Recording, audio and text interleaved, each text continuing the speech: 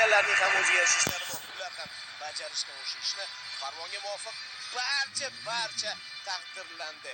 Hech kim chetda qolgani yo'q. O'zbekiston Respublikasi prezidenti Shavkat Miromonovich Mirziyoyev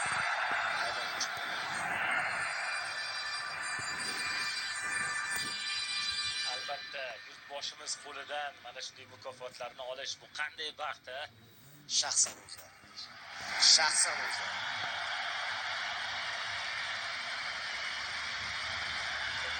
Rahmat. Katta rahmat. Birinchi navbatda yurtboshimizga rahmat.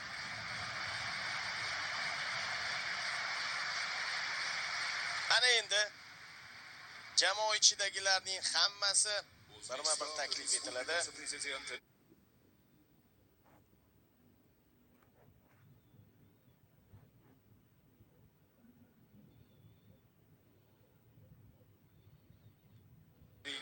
Farmoni futbol bo'yicha Osiyoning eng kuchli jamoasi